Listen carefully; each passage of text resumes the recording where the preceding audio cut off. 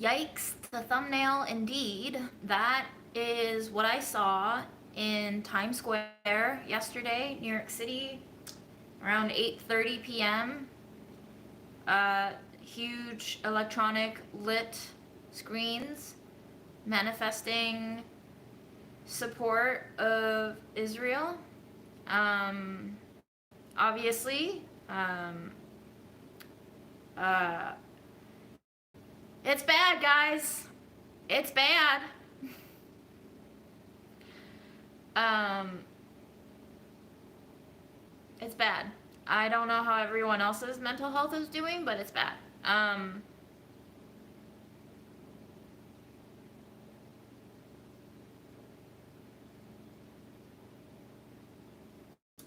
So I've just been doing a lot of sitting and feeling helpless. We're gonna cook some rice and lentils today. I'm going to test out a new spice blend that is coming out on Sunday so I can write the newsletter, so I can taste it, so I can, I don't know, feel something.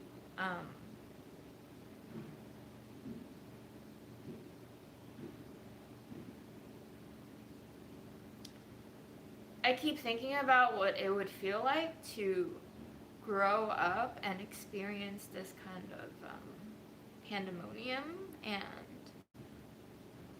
what it would feel like to be trapped and bombed from all sides, and being told all the while that I deserve it, that it's my fault somehow. I keep thinking about the noise and the sounds, the intensity of murder, the concentration of justification for genocide, the hidden motives and agendas that are becoming clearer and clearer to everyone else around the world every day. And I think about what this means for us to be in the 21st century, witnessing this go down in almost real time on various platforms, being met with images and videos and accounts firsthand of what it feels like.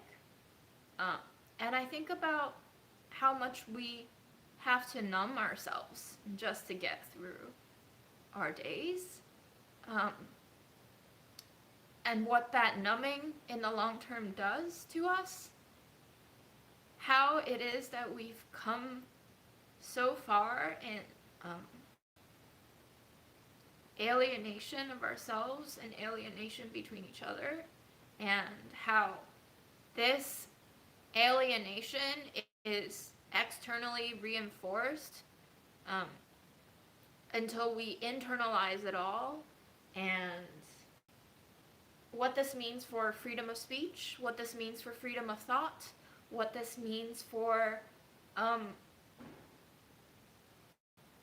our existence in a way. Like, is living in a world where this can happen worth it? Like, what are we doing here? You know,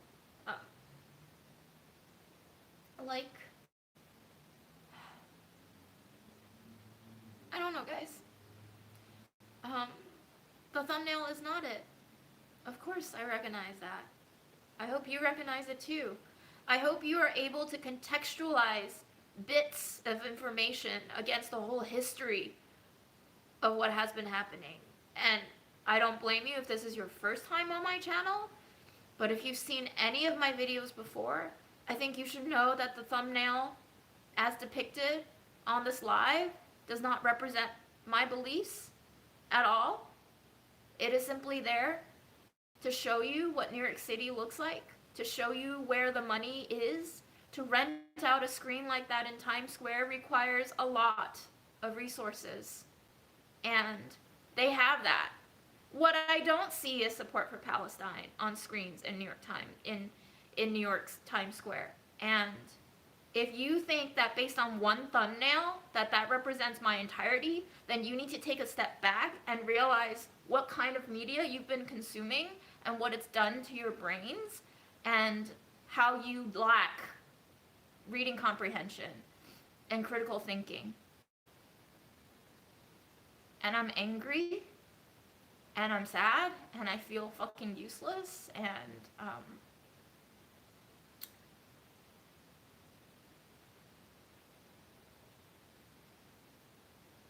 so I'm resting and as best as I can. There is a lot of grief. It's ongoing. I experience this even more deeply now after my mom's death, because to experience death so close to you gives you a whole new perception of what it means to lose one person and to imagine losing whole families and villages and countries and cultures. So I'm gonna peel some carrots and I think I'm gonna bake some muffins, and I think about how to remain sane.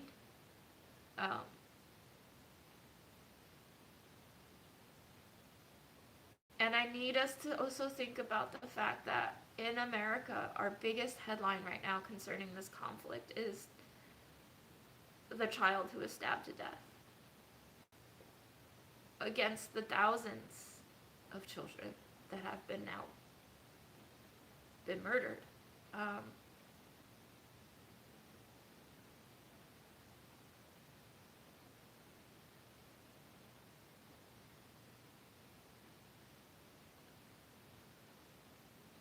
So, how to live knowing all of this, seeing all of this, not experiencing the exact violence, but feeling the effects of it on our psyches from such a long distance away, and having this fall in line with everything else that our society has told us to just shut up and take it. And the worst part about this is that we made it. We've made the society what it is. And so we may not have power to change something so entrenched like the military industrial complex, but may be worth it to think about how we frame our existence to enable this sort of system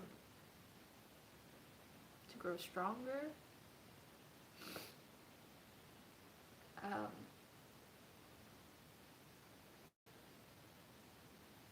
How we are feeding it, how we are feeding into the systems. How might we take steps to begin to teach ourselves how to starve the system of our participation? And that also depends on how much privilege you already have, how much safety you already hold.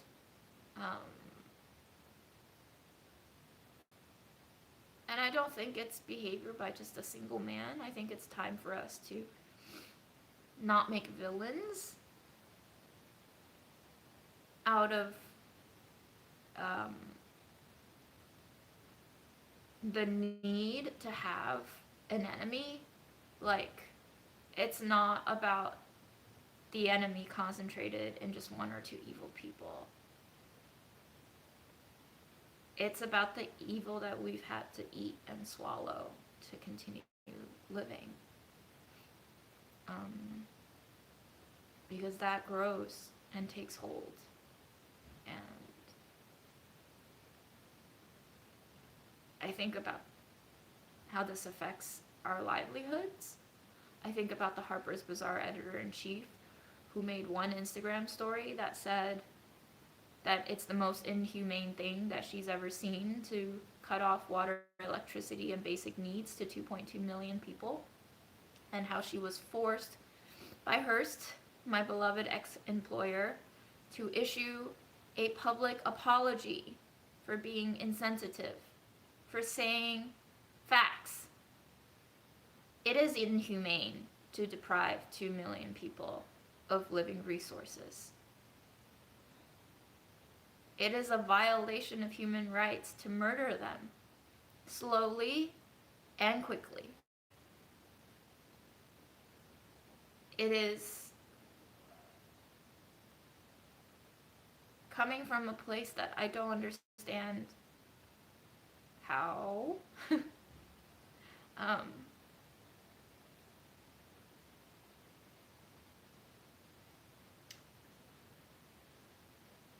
And in the same way that we wiped out a lot of the Native American population and segregated them and fenced them into reservations, and in the same way that whole continents have been colonialized, in the same way that we give indigenous people a holiday that used to be their murderer and oppressor's holiday as a token, and how that kind of tokenism actually trains us to be okay with injustice and violence and oppression. Think about the holidays we celebrate. Think about the holidays that we give to certain groups of people. And think about what it means to be given a holiday while you have nothing else given to you by the system that took almost everything away from you.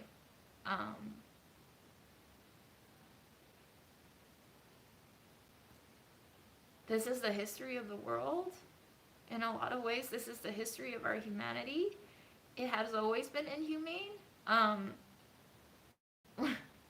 Which is why I'm like the voluntary human extinction movement. I'm a fan. I'm not pro-genocide. I'm not pro-murdering people. But I am pro us going out of extinction voluntarily. Just because this shit. It's always been this way. It's a whole new level of trauma because with our technology now, we have no excuse for not understanding what's going on. We see it. We hear it. We can't claim ignorance anymore.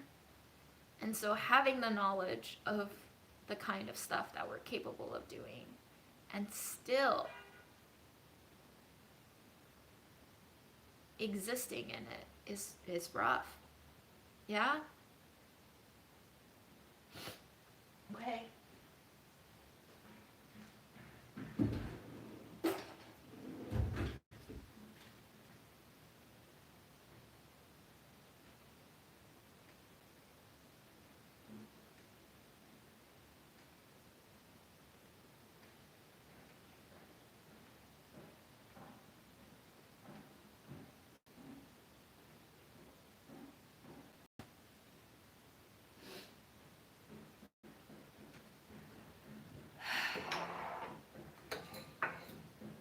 Right.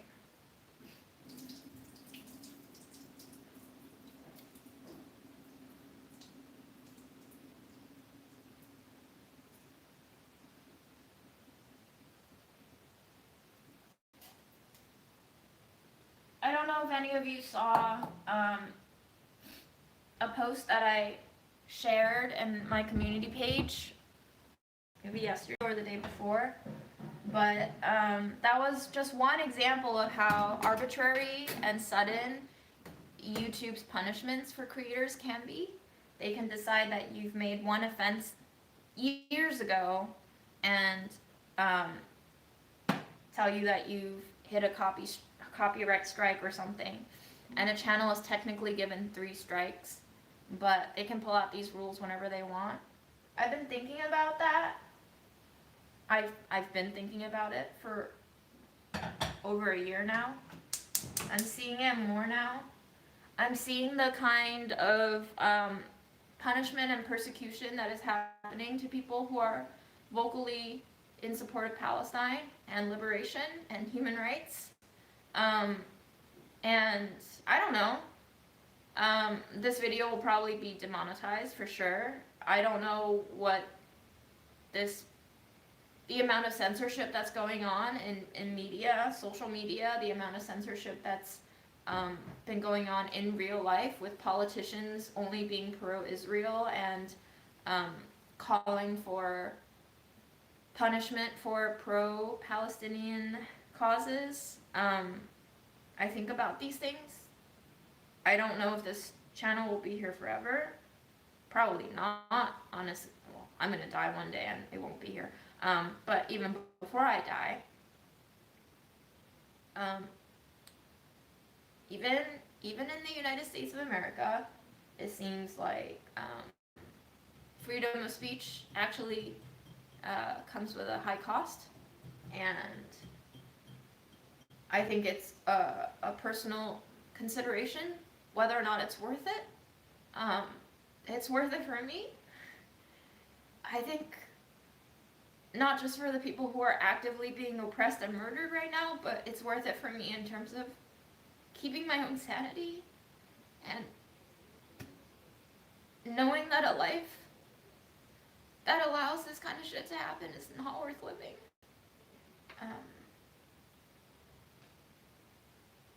Because it's just like unionization, you know? Like, when I was unionizing as a part of the Hearst Union, there were a lot of arguments of like, oh, if it's not broken, why would you fix it? Like, our benefits aren't that bad, like, but they could always be better. And also, without a union in place, you have no guarantee of what your employer gives you. It's just whether or not they feel generous that year or if they don't. And if they don't, without a union contract in place, you have absolutely zero guarantee that they will continue doing what they've been doing. And things can always get worse. Things can get better, but things can always get worse. And so when you have a union in place, you have a guarantee. And in a way, recognizing what's happening now and the effects that will reverberate around the world for our entire species and beyond, is a little bit like unionizing and realizing that at any moment, if the powers that be, if the systems that exist want to get rid of you, they can, and they will. And knowing that your life is constantly in the palms of someone else, recognizing that and still choosing to play into their hand is our choice to make. But at a certain point, maybe you decide otherwise.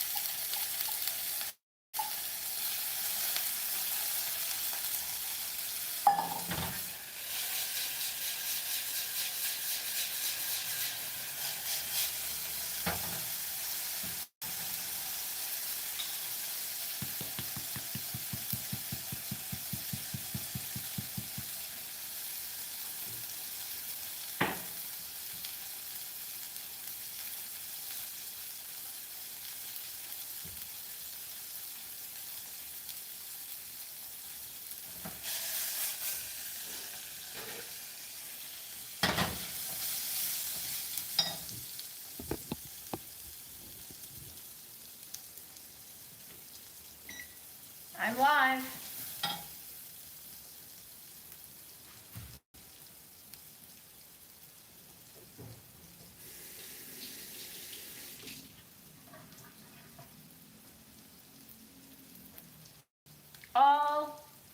All forms of oppression have the same spirit. Whether it be unions, whether it be solidarity with those who are undergoing genocide, whether it is about realizing that our tax money is not going towards public service but towards murder, realizing how tying our health insurance to our workplace is a form of abuse and hostage lifestyles, seeing it and knowing that the system does not have your interest in mind.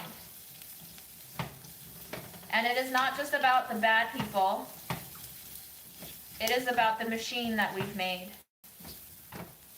that makes all of these things somehow acceptable in our minds.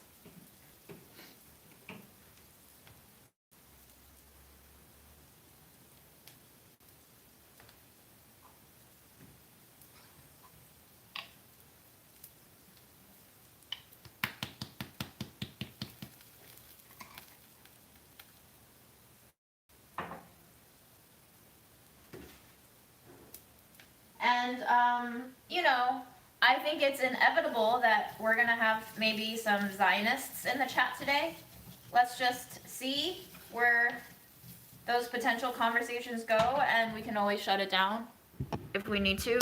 But also realizing that companies like Google, which owns YouTube, is probably funded by various Zionist interests. Knowing that the systems that we exist under is run by oppression and rationalizing violation of human rights, surprisingly by people who experienced their own human rights being violated, using that as an excuse to further the history of human rights violation we've bred. The irony of existing, the greatest, cruelest irony of existing.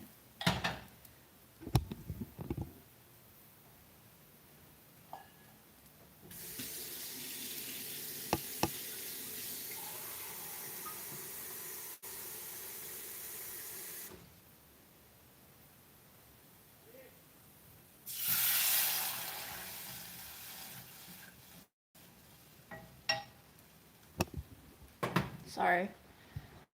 My tripod today is struggling too. Yes. Hello, Claypot.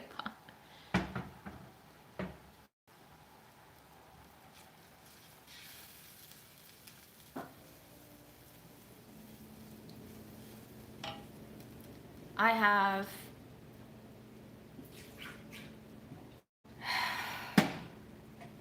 many friends who are pro-Palestine who do not hate Jewish people. It is not the same. The fact that we have a narrative that to support Palestinian liberation is anti-Semitic is another facet of the Israeli government's PR. It's another facet of the Zionists movement's PR.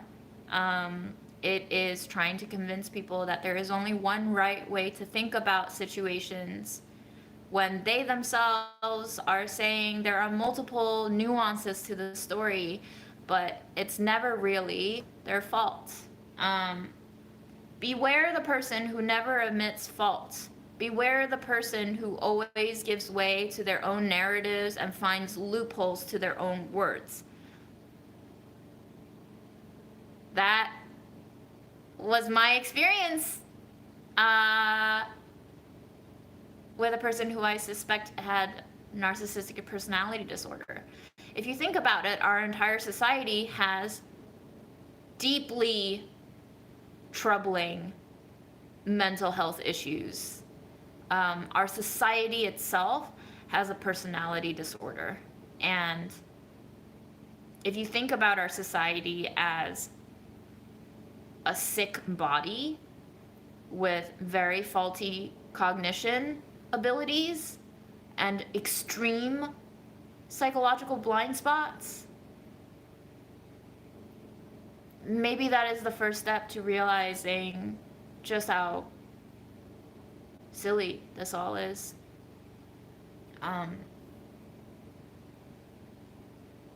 Unfortunately, this silliness is costing lives, many lives. I think about what it must feel like to realize that you're going to be killed. I think about what it means to come to terms with your fate. I think about what it does to you mentally to brace yourself for non-existence, and it strengthens me.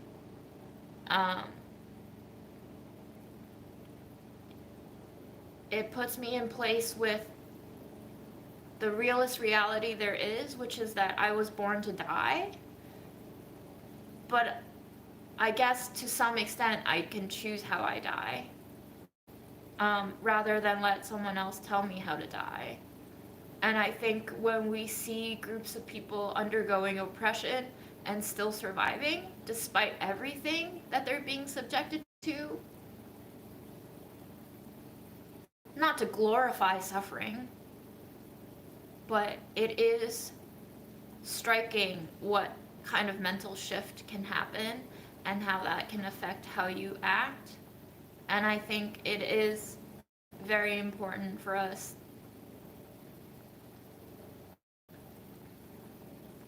to think about what it means to have death so imminent.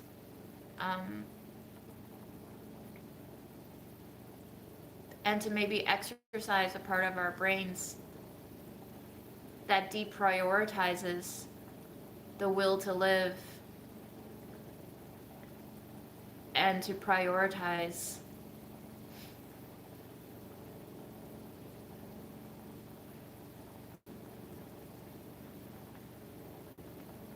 recognition.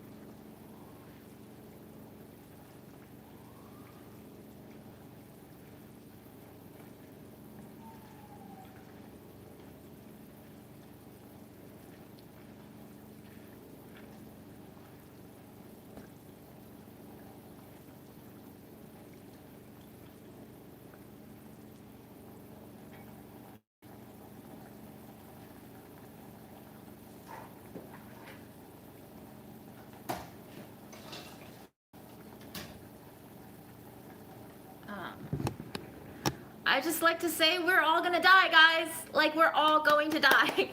You can have kids, you can create artworks, you can become recognized and known and famous for various outputs that you contribute to the fabric of our society, but at the end of the day, we are going to die. We are going to die. Recognize it and put your life into perspective, and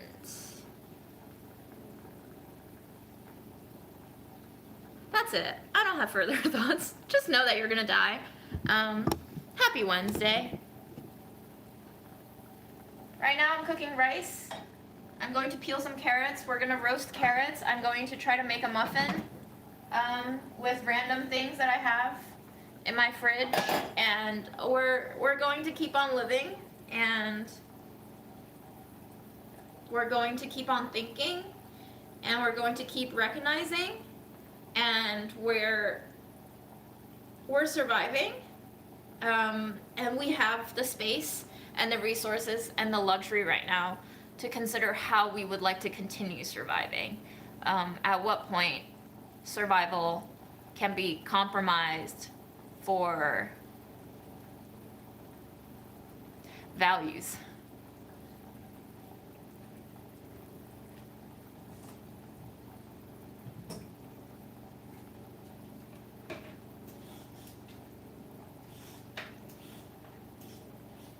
You don't have to watch this one. You really don't have to watch this one.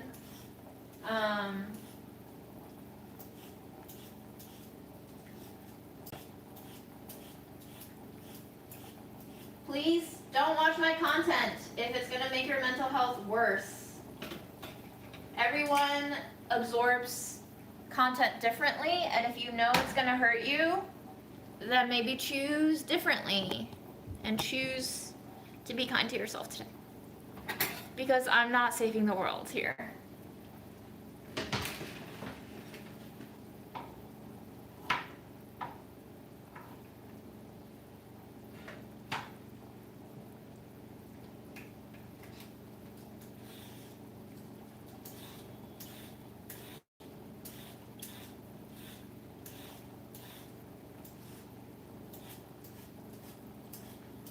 I decided to go live today because my mental health is in the shit, and I figured people would want a space where they can chat with each other, to share in the grief, the ongoing grief, the never-ending grief, the perpetual grief that rules our entire world, it seems. I was walking in Manhattan yesterday, and I just randomly started tearing up. And that's something I haven't done since Trump won the presidency. I remember the day after he won, I was on the subway and I just started like crying. I think it's these moments where our souls are already processing before our minds can grasp what's happening. And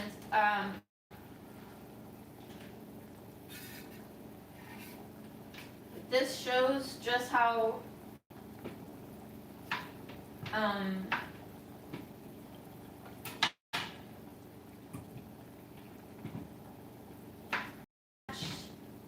we've become.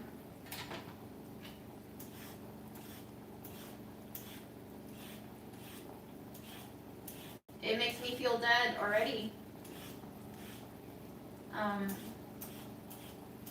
It makes evident our powerlessness, our lack of motivation. It reminds me of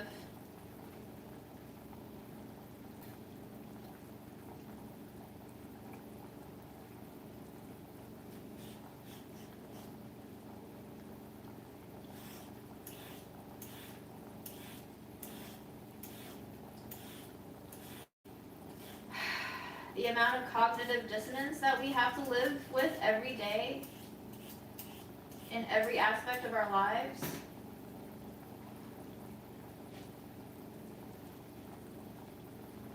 Our prayers and well wishes mean something.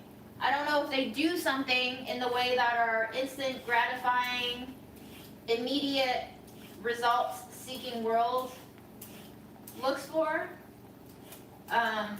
Certainly we can add more violence to the violence, or we can ask our politicians to have a change of heart, but I don't think that's going to happen any sooner than a prayer will enact material changes.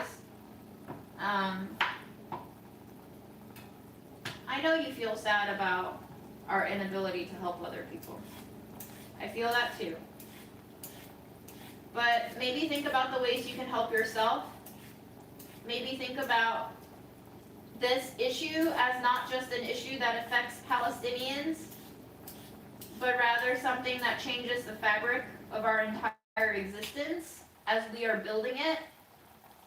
How we process this event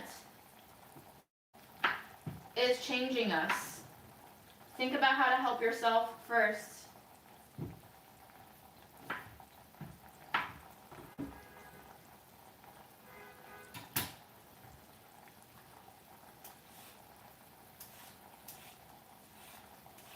I think it does not serve anyone to think about Palestinians as a people that is completely separate from me or you. That's how they want us to think.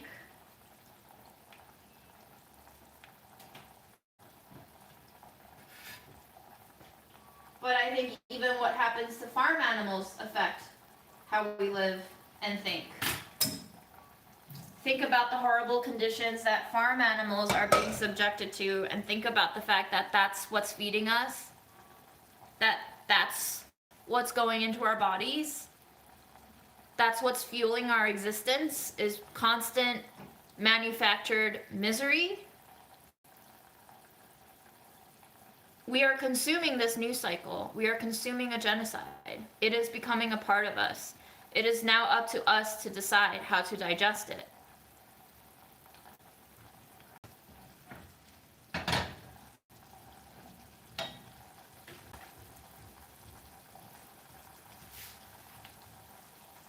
Take care, Omar. We are returning in all of our technologies to a world of oral history. We no longer trust news sources. We trust on-the-ground individual accounts.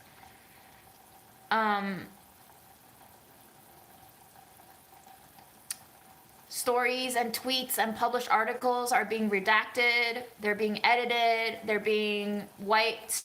They're being republished. People's statements are being altered because they were presented with either rescinding their statements or being punished materially. So people are losing their livelihoods over freedom of speech, as it has always been. So now is the time for you to think about where your personal boundaries lie and what you're willing to do for yourself. And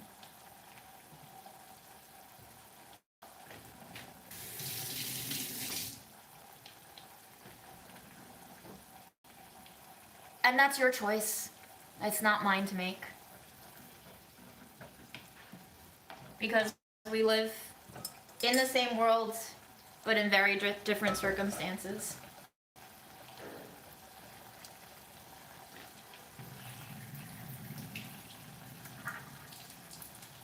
But I hope you have the ability to sit right with yourself, even though we may be, in the immediate time and space, powerless against genocide.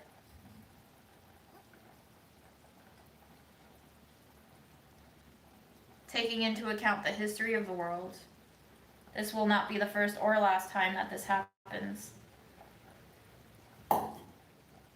I don't have any answers right now. I'm just thinking still.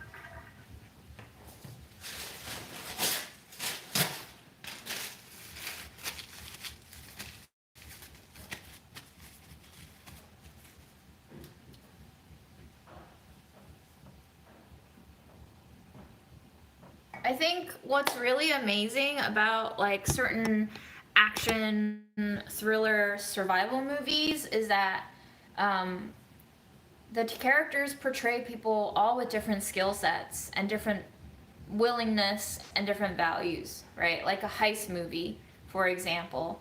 You always have the nerd who does the IT stuff, and you have the strategy person, and you have the person who's really good at martial arts who can like knock all the bad guys out, and then you have like the beautiful femme fatale that can work her feminine powers to get the security guards to look the other way for a second. And I think that kind of depiction is really helpful in me thinking about the different ways in which we can contribute. Like, not everyone is willing to die for a cause, but there will be some people who are. Not everyone will be able to know how to deal with propaganda in the media and to, decipher what's right and what's wrong and what's blatantly lies. But some people will, and we all have different ways of contributing towards a society that we want to see, but we first have to have a safe space in which we can vocalize what we want to be and who we want to be and what we want to do. And right now, that is also under attack because people are becoming penalized for voicing their opinions and their support. And I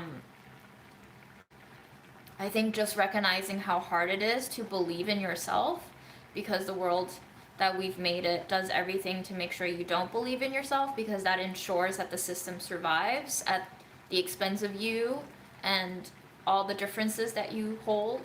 And I think embracing your difference will begin a shift that may not be perceptible, may not be productive, may not save lives right away, but also it is a way for us to be free from the oppression that is mental warfare our entire lives, how many people exist in conflict with themselves, and how much wasted resources that is to fight against yourself, and how that weakened state that we live in most of our lives is exactly what the system needs to survive for its own agendas. So I guess that's why rest is important. Don't burn yourself out. You have to be here to do the critical thinking.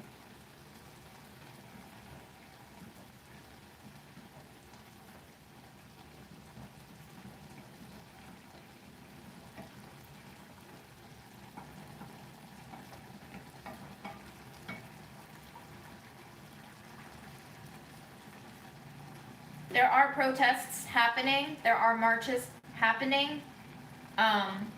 To what extent they will help the people who are getting slaughtered right now, I don't know. But remember that there are diasporas, right? There are Palestinians living abroad who are also going to suffer discrimination, violence, attacks, murder. And I think showing up to a march is a performance of solidarity that can change a lot of the ways in which people think about themselves, about others. It can change the way you think about yourself too. Going to a march or a protest and being open to being shown different things, different sides and angles and perspectives, is a way to be in community, which has been taken away from us for good purpose. The weaker the community, the smaller the community, the easier it is to squish and squash and destroy. So how do we think about different ways of building solidarity that doesn't immediately serve the cause we want to happen, but plants a seed for maybe a tree to grow one day? It's a lifelong practice, like everything else, for as long as we can and will live. We have to practice it, because if we don't, then there's only despair, and that's also very unpleasant to live with.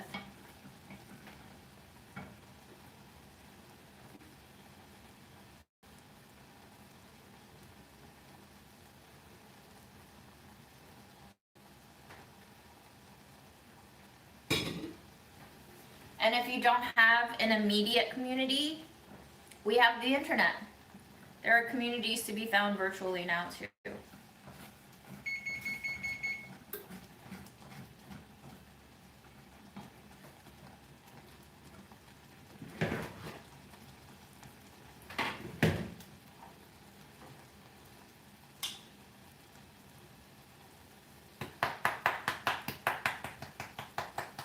Know that if you don't stand up now for what you believe in, then you will cease to believe it very soon after.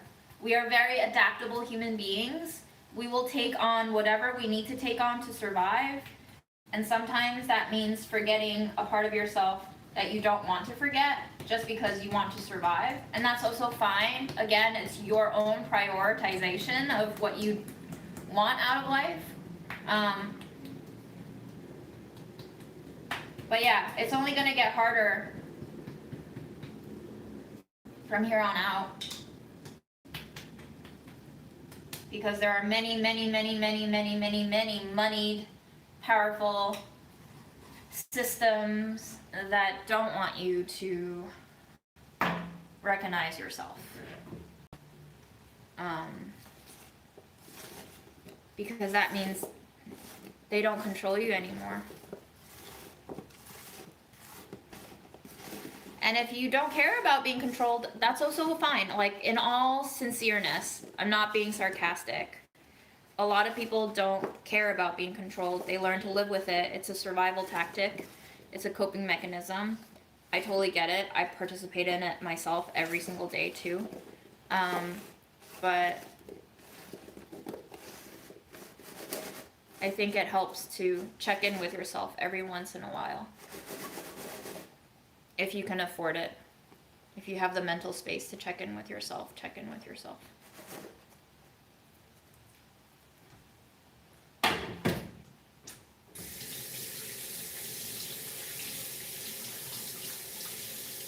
No, I don't think it's bad.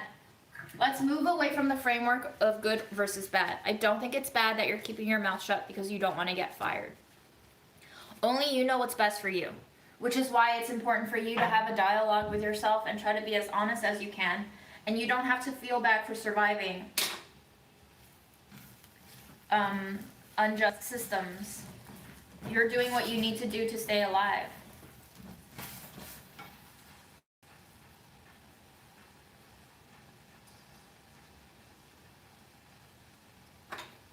Is it bad for solidarity? Yes. Is it bad for you? That's for you to answer. Is it bad for continuing this power dynamic? Yeah, the power dynamic loves this kind of inaction, but I can't judge you for it because I do it too.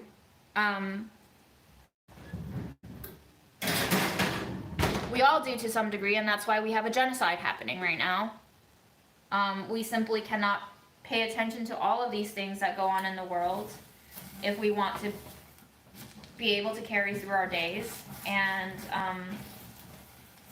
I think now is not the time to beat down on ourselves for too long. It's a natural part of the grieving process. It's a natural part. And when I say grieving, I don't just mean grieving for the people who are getting bombed right now. I mean grieving for ourselves too. Like, realizing that this is who we are is grieving. This is not who I want to be. This is not who I want us to be.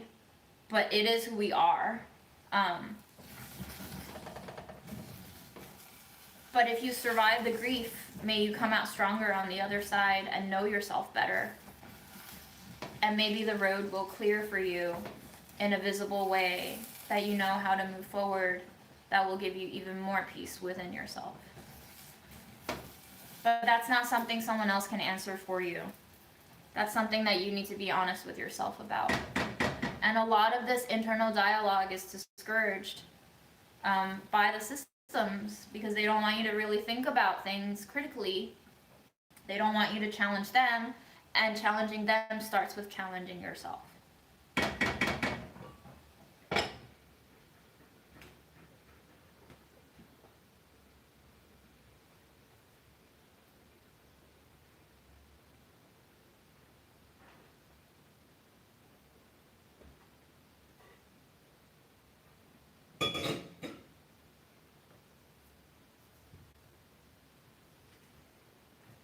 I don't think right now, at least in our chat, we have very pro-Palestinian vibes. I think we all sympathize with each other's mental states and philosophical stances and values.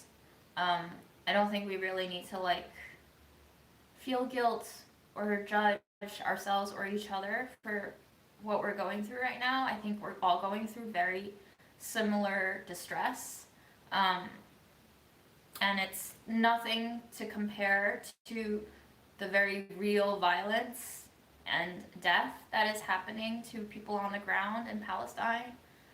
But it nonetheless is a form of pain and hurt and requires healing. And yes, we can do both at the same time. We have to. Because progress is not going to be sustainable if you don't pay attention to your own body and needs. And it's lifelong, guys. It's not just about stopping one genocide.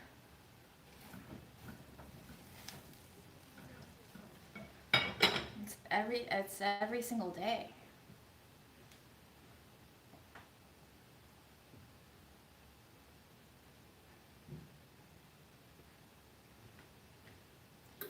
Contribute what you can and take what you need, right? And that's going to fluctuate from day to day, from year to year, as we change and age and redefine ourselves.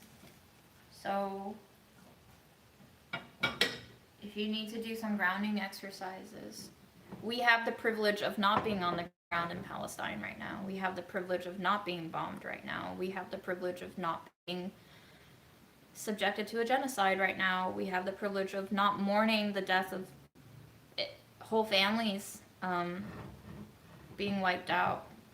I can't speak for all of us, but I can speak for me and probably most of us in the chat.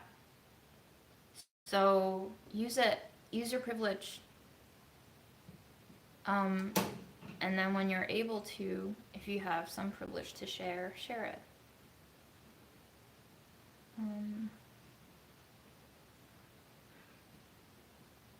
It's been a long time coming, right? This shit builds. It doesn't happen just in one day or a week. It's been happening for a long time. It happens even before the state of Israel was established.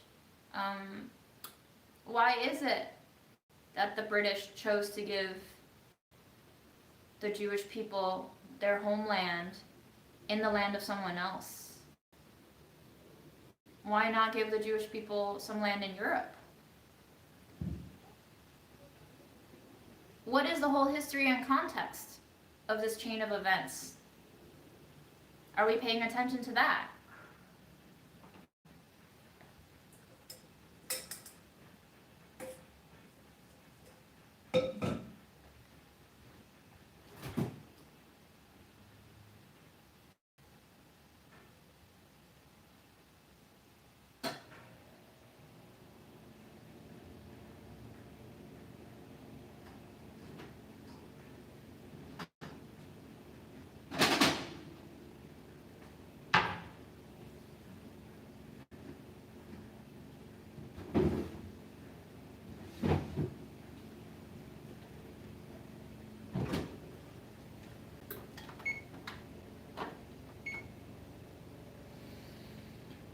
I want to make a raisin bran with very alcoholic, boozy raisins that have been soaking in my fridge for probably 2 weeks now. It's like gelatinized, the alcohol, like we saw the figs do way back when. Remember that?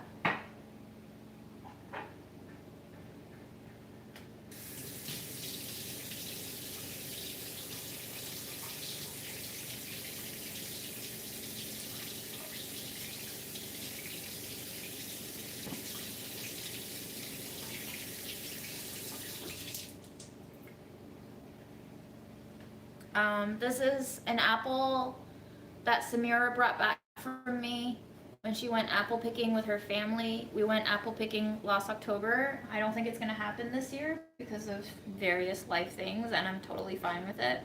Our apple picking adventure last year was delightful, and she went apple picking with her family and brought me back some apples. This is a Fuji apple. My favorite thing to do is to peel an apple and eat the peel separately from the flesh. They have very distinctive textures and flavors, and it's almost like I'm enjoying two fruit in one.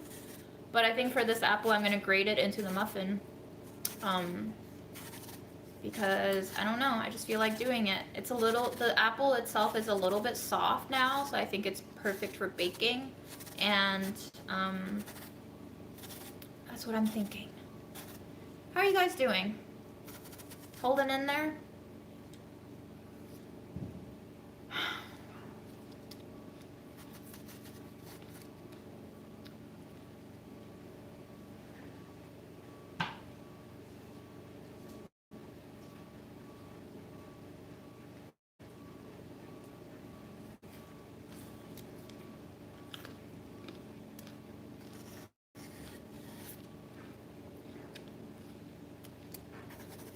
Yeah, what's Britain up to? Britain. You've been doing a lot of shit, Britain. And like father, like son, your kid is doing a lot of shit too.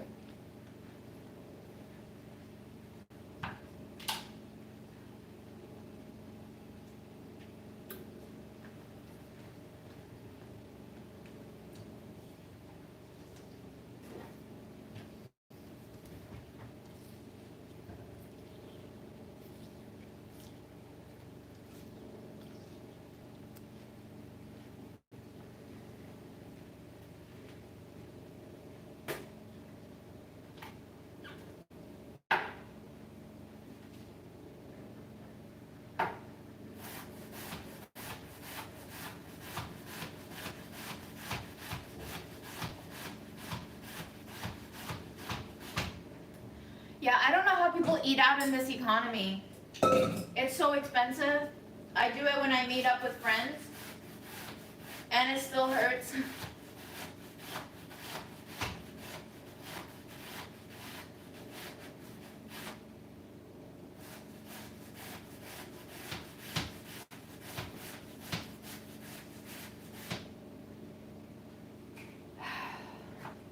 I'm so sorry to hear about your duck. That sucks.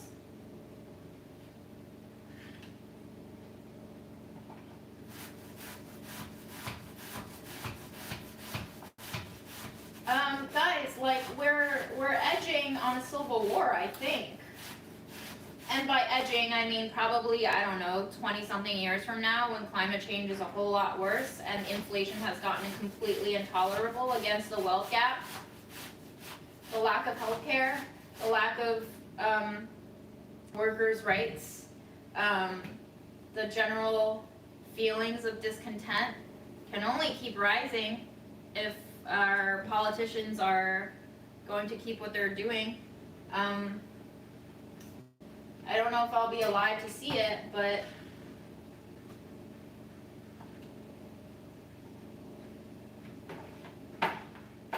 yeah, I don't know if there's garlic smells on this board, probably. Oh well, I'm too tired.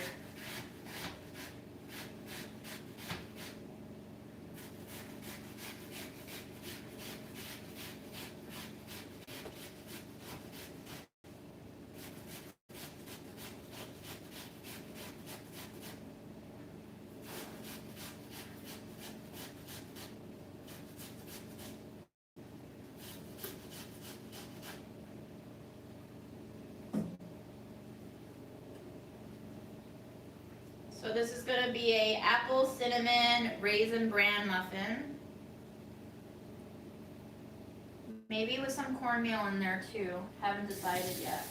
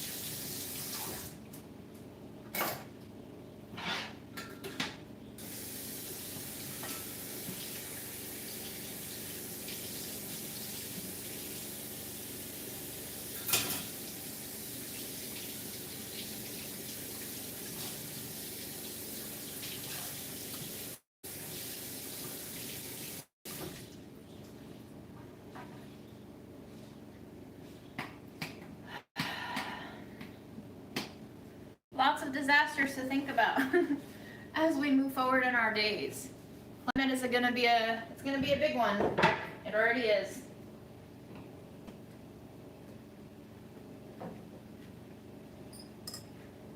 Juicy apples.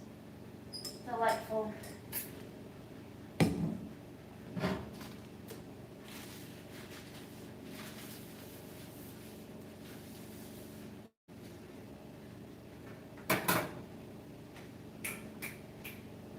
I wanted to show you guys this. I finally went to Costco with a friend with Mom's Costco gift cards. And I ended up buying this 3-pound bag of chia seeds with one of the gift cards. 3 pounds of chia seeds for under $10. It was like $9.79 or something like that.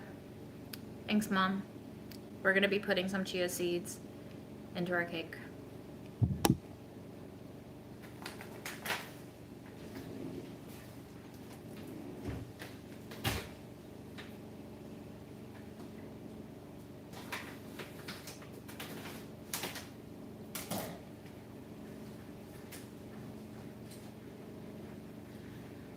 It's an excellent deal.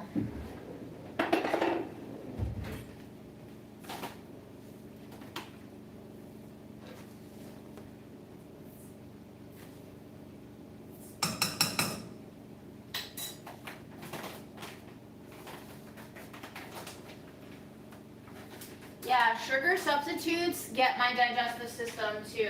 They're really bad. Especially if you have chicory root or inulin, those fuck me up.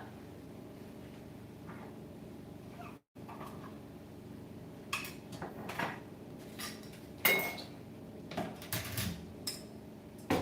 gonna go in with the raisins, and then we'll go in with some olive oil.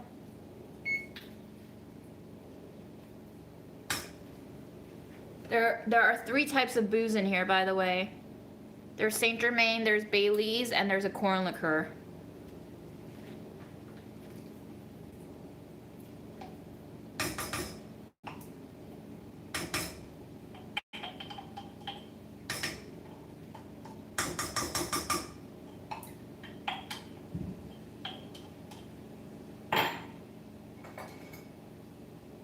Chia seeds can become rancid. They're very fatty. Yes, I should probably freeze them, honestly.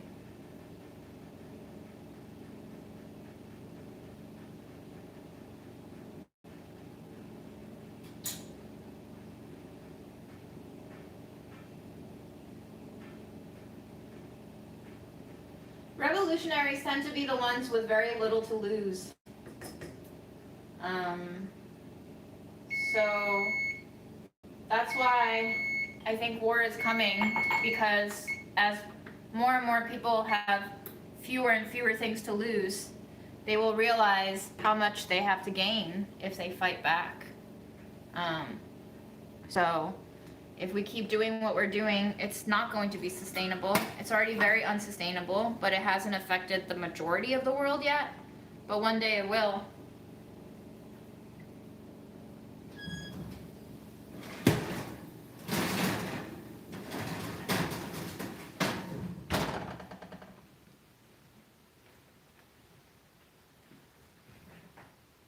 Olive oil.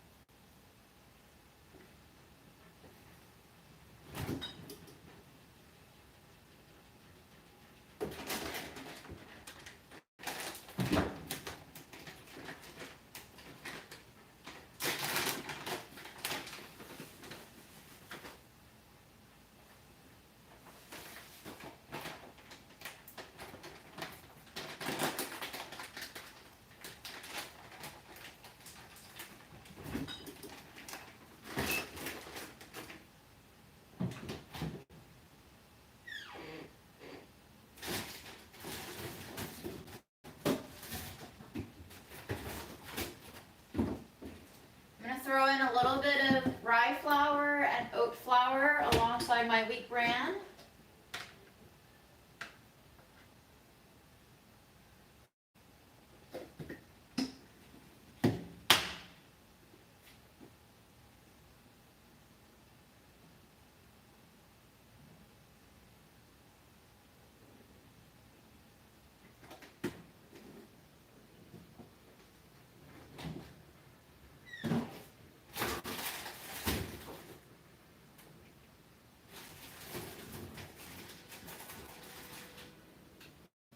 And also a little bit of our almond meal for fattiness, extra luscious moistness.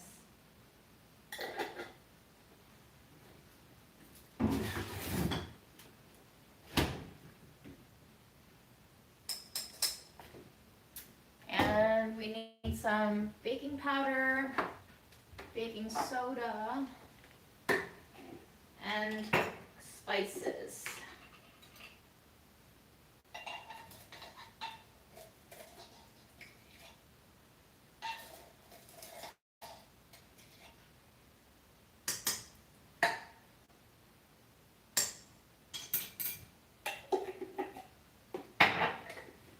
And salt, I'll just shake in. I'm going to use 2 types of cinnamon.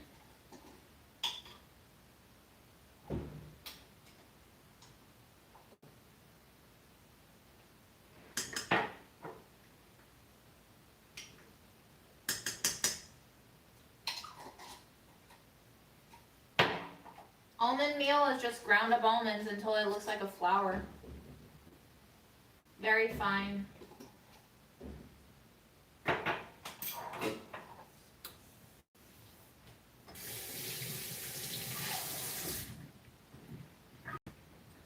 I want anything else in here? Not really.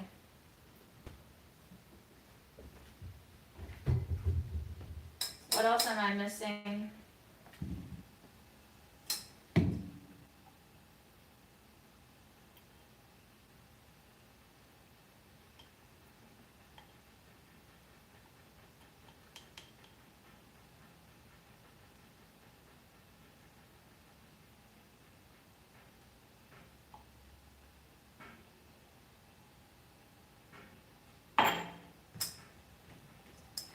I think we're gonna need to add some yogurt in here for moisture, but let's see how we're doing with all the apples first. Apples and raisins.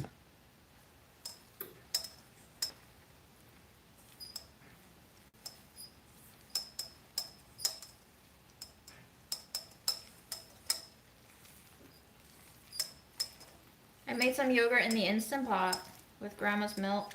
It's pretty good actually.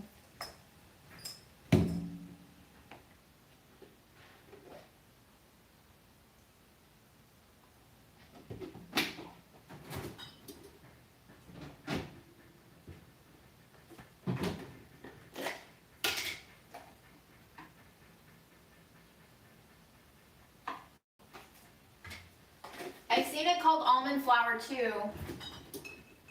I don't think a lot of people use soy flour in the US yet. So I can't really speak to that. So here's the texture that we're working with. I want to make it slightly runnier with some yogurt, which will also help offset.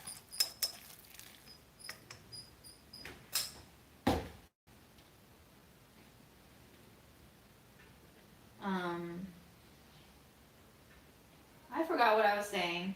Sorry, guys. My brain's not cooperating. About a half cup of yogurt.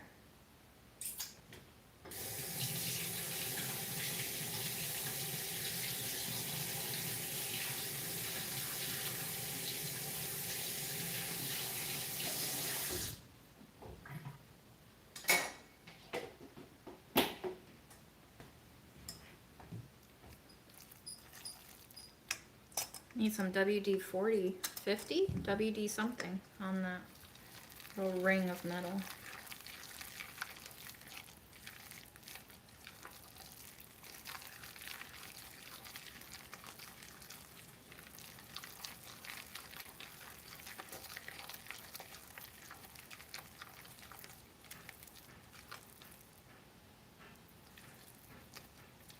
Keeping in mind that I have mostly wholemeal in here, like rye flour. I have 2 tablespoons of chia seeds. So it's gonna eat up a lot of moisture. I might go in with a little bit more yogurt actually.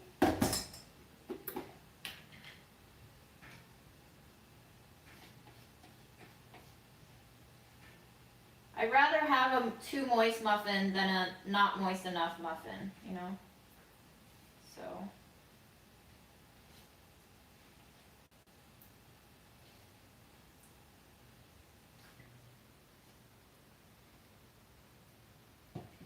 So 3/4 of a cup of yogurt.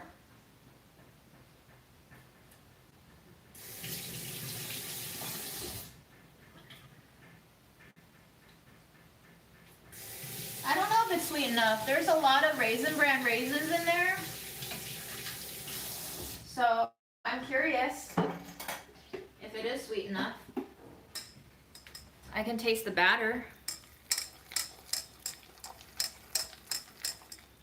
But we can sprinkle some sugar on top maybe.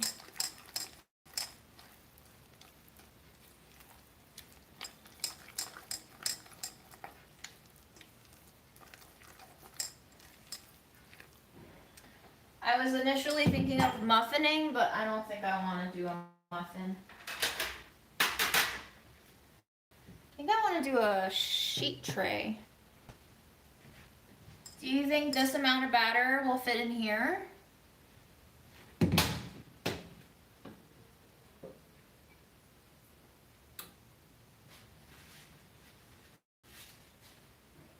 So I think corn flour means cornstarch in the UK, which can get kind of confusing. But yes, oatmeal can be oat flakes, like rolled oats. We call oatmeal too. Oat flour is ground fine into a powder.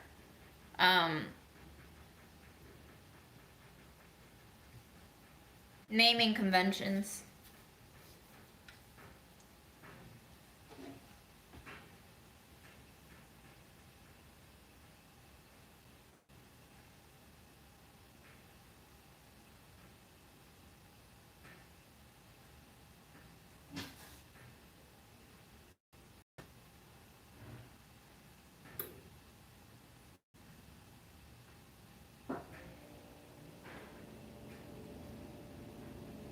I thought about adopting cats. I haven't adopted any though. I thought about fostering cats. Haven't fostered any though.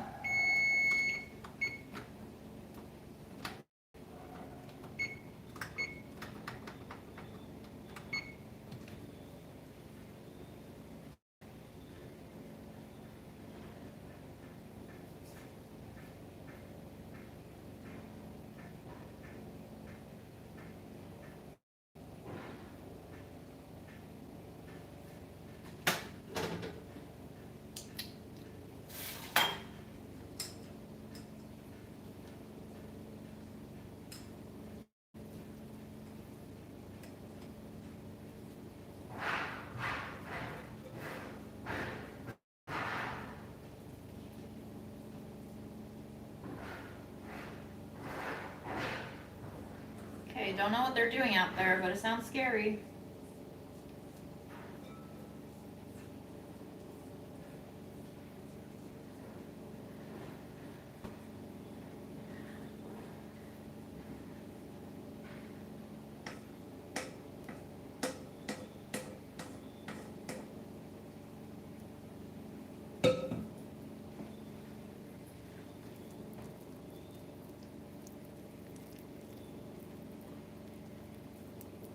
So the reason why I'm doing this is because I don't really like edges on my cake. I like the moister parts.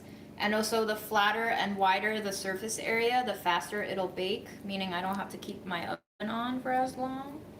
And I greased the tin with a lot of olive oil so that the edges can almost crispify instead of just like burning dry. So hopefully that'll be good. And now we taste the batter to see if I want to put any sort of finishing sugar on top, or maybe prepare to glaze it when it comes out.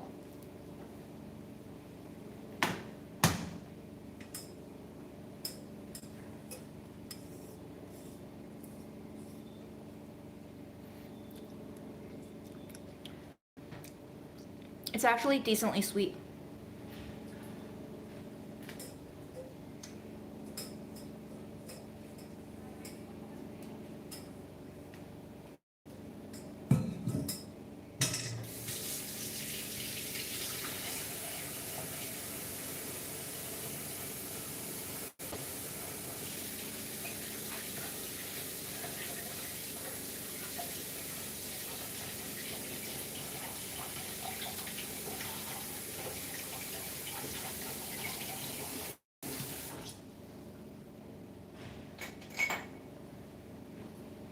But now that you've mentioned it, I do want to put something on top.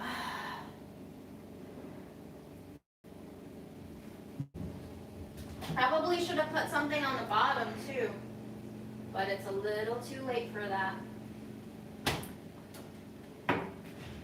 Let's go with some extra cinnamon.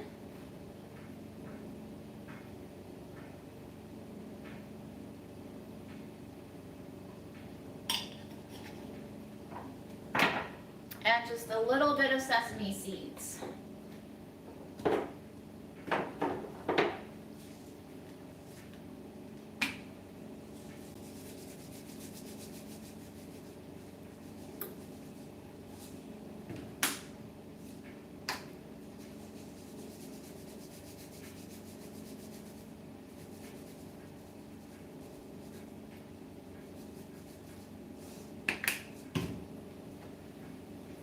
Okay.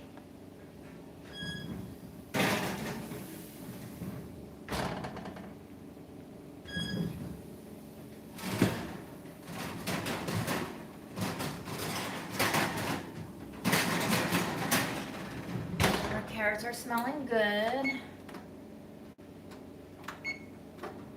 I'm gonna put a 15-minute timer on for the cake. Lower the oven to 350.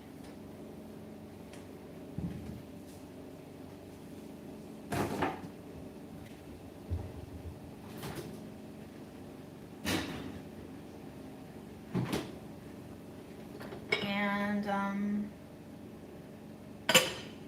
let's taste our mush, shall we? Our rice and lentil mush with burnt bottoms.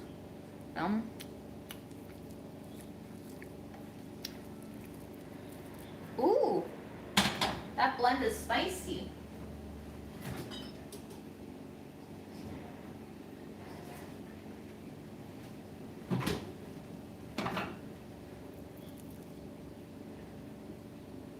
This is how I eat my meals mostly.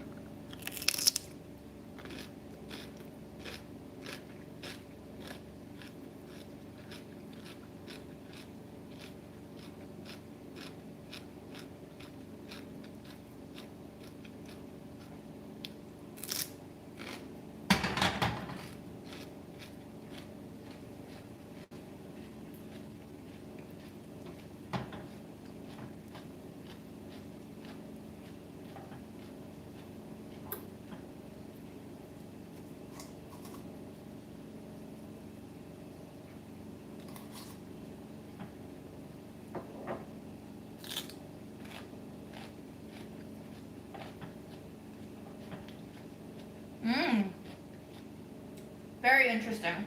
It tastes very different cooked and very different topped.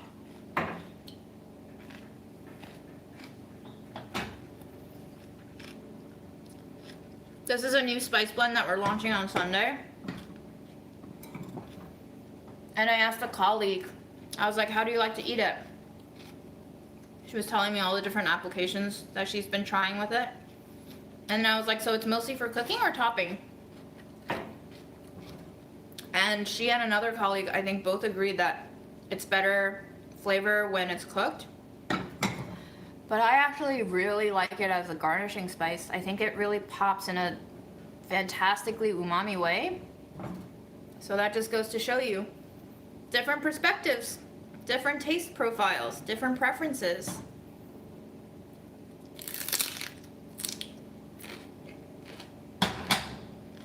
There's not one right way to do anything.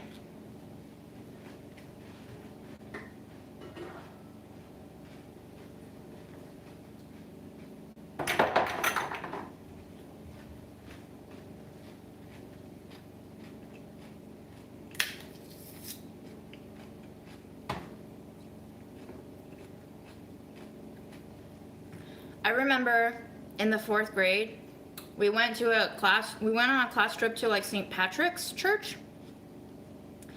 And I think my dad had told me sometime before that Christmas was basically a repurposed pagan holiday celebrating the sun. And like when Christianity dominated and took over everything and wiped out paganism, to the extent that they did, they kind of just like swallowed that holiday and renamed it to be Christmas, the birth of Christ. And I remember that church trip was taken with 4th grade teacher Mrs. Nadell, who I believe is Jewish. And I was telling her and all the parent chaperones about this, and they all just laughed at me.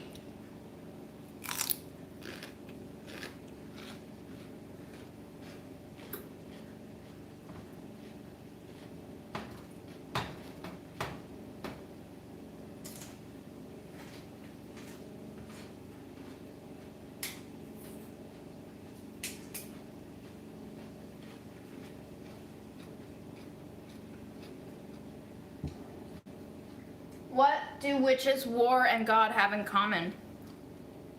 This chat makes sense to me.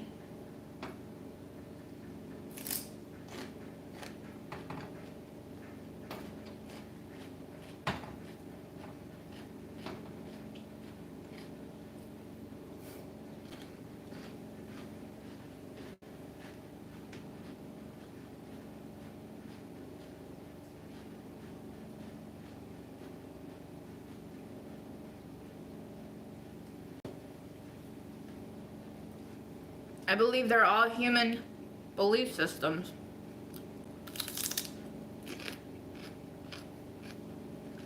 So the next time when someone tells you it's all in your head, yeah, it is. The entire world is in our heads.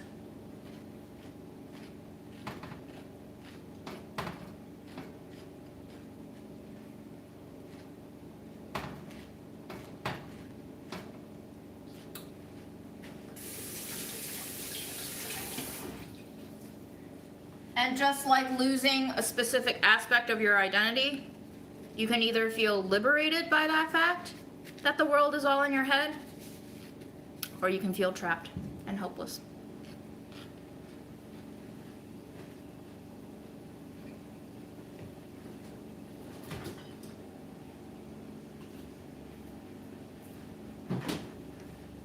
I highly recommend using celery as an eating utensil. It was obviously made for scooping. It's got the perfect shape.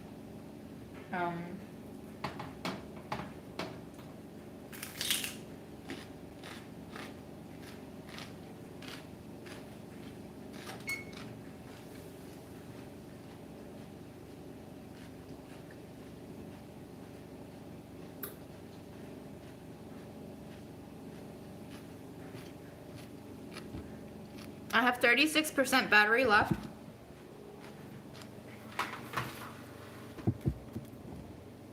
I'm just gonna keep eating my celery sludge and reading the chat. But I hope you've found some outlet today.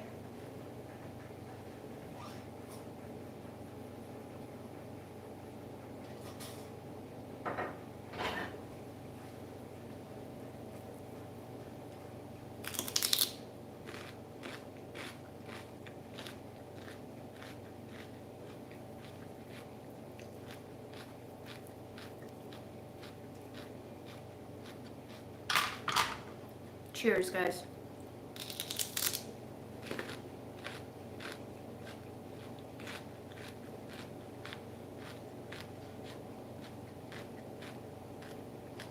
I think therefore I am.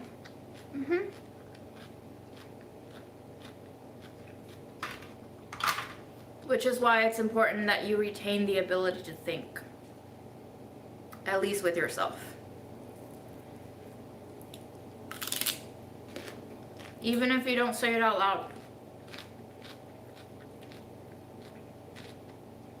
I hope you can believe in yourself.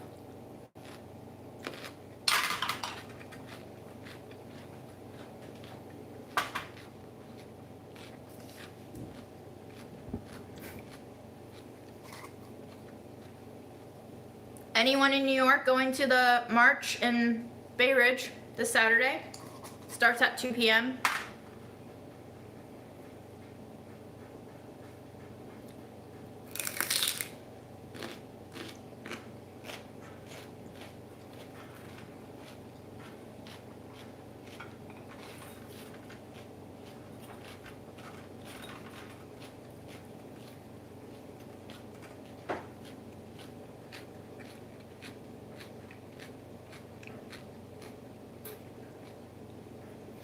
Initially, I wasn't gonna go because immediately my mind thought back to the 2020 BLM movement marches. And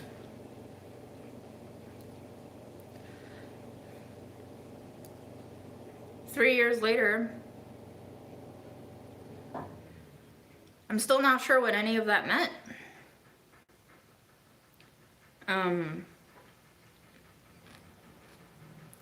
What did it do for us?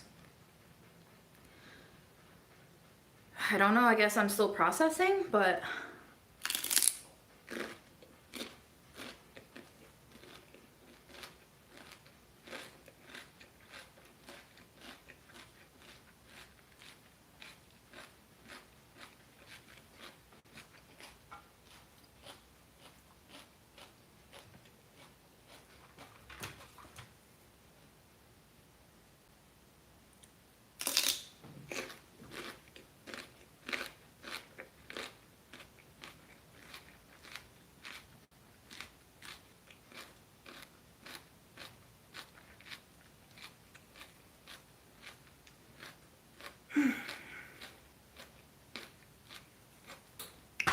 do you guys want to stick around to see how the cake turns out? I think I'm gonna get very full on this mush.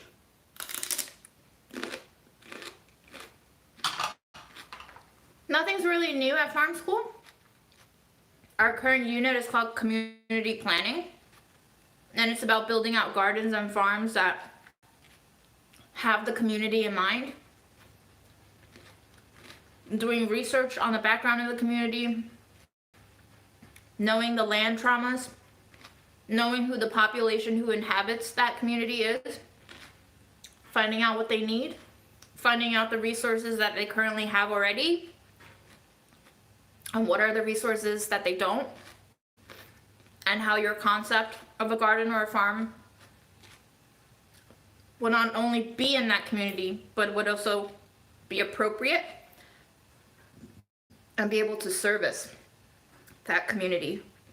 Recognizing that your dream is not just your dream, but it exists in a space where there are already people. Do we see any sort of parallel here between farm school learnings and our world?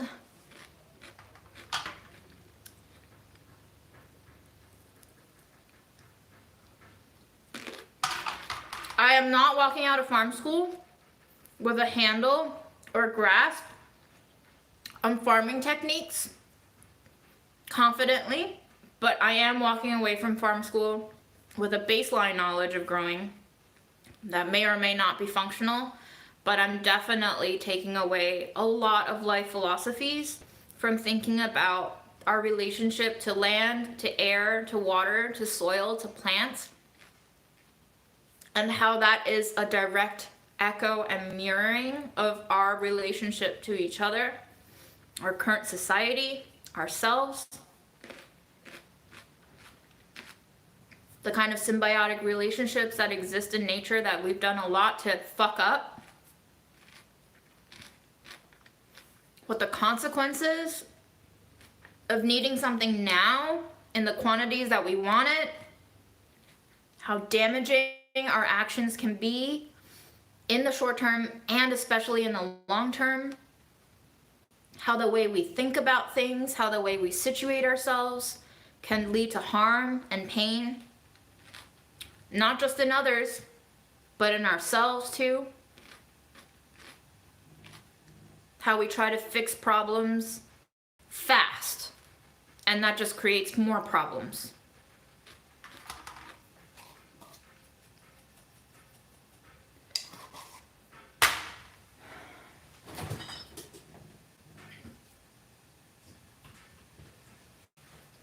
Thinking about how we treat land and how that directly influences the way we treat everything around us. How we think of land as something to manipulate to serve our needs.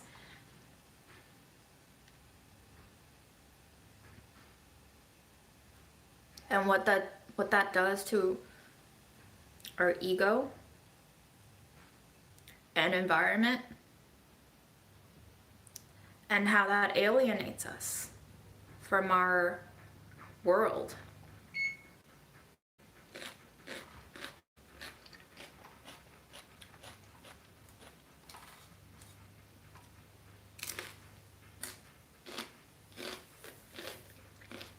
Farm school doesn't teach specifics like that, recipes for nature-friendly pesticides, but they do go over everyone's questions.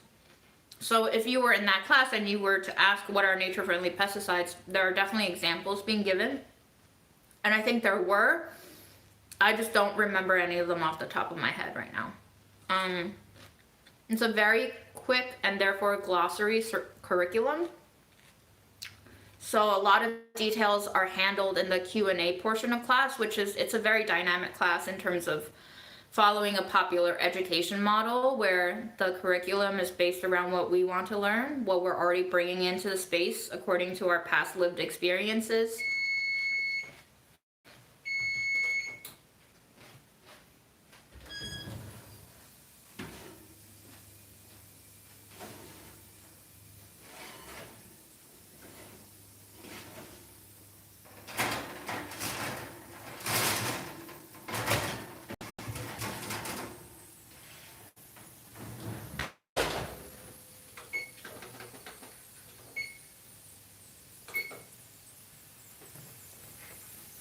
Some ASMR for you.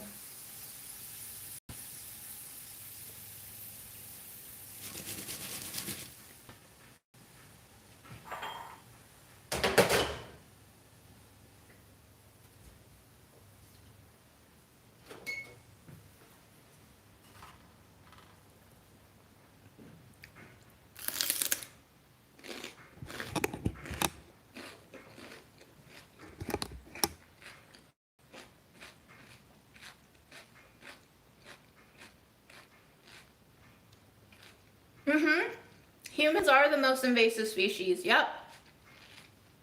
Do I have an opinion on Candace Owens? Oh man, I'm sure I do.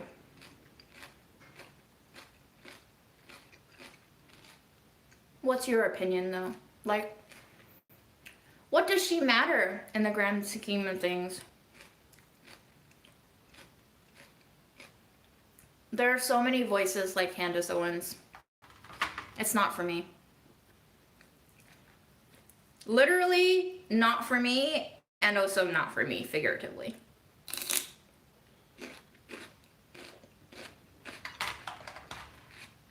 I've never tried carrot hot dogs. That's a good live idea, actually.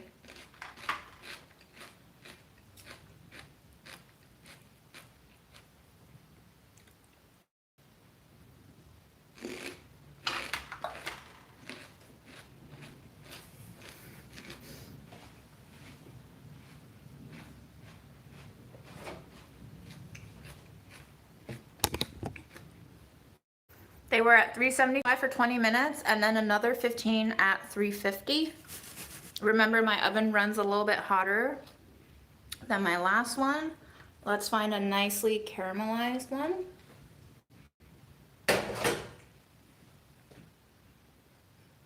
Nice smokiness. It's still a little bit hot.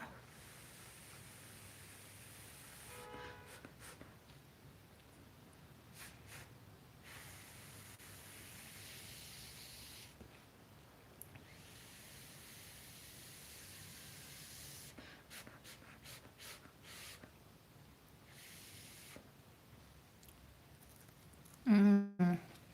Delicious. Properly soft. I've been shedding like crazy. Okay.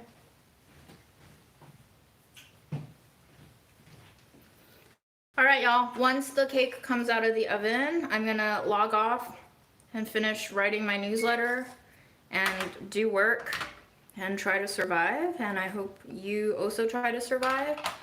And I hope you have some time to just rest. If you need to talk with yourself, talk with yourself. If you're too tired to talk with yourself, do it another time. Keep breathing.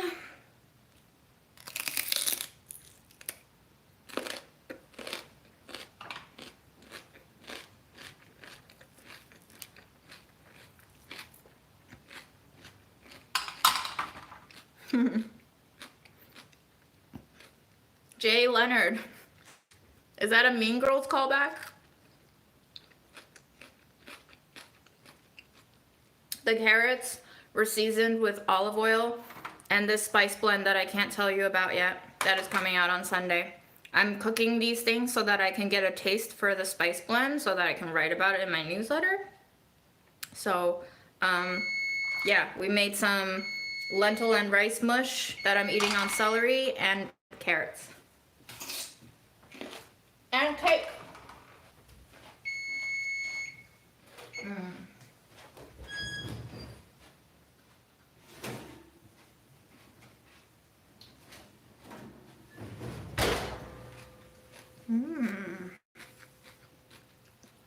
I see that it's peeling from the sides. Do you see that corner closest to the screen?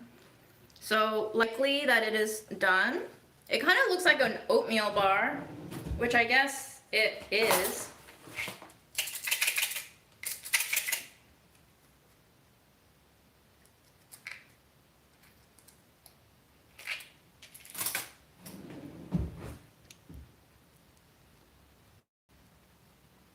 Oh yeah, it's definitely done baking. Well done, all. Well done. Okay. That's it for me. I go live my life now. I hope you will too. Drink water, eat your vitamins. Be good, whatever that means for you. Bye.